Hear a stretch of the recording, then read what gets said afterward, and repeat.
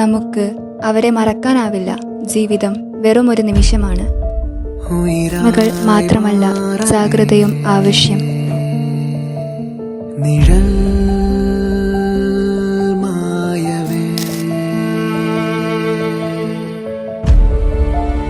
ഒരേ സ്വരം,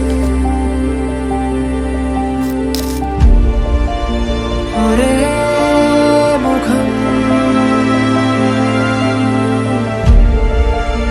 ഒരേ മനസ്സുകളായി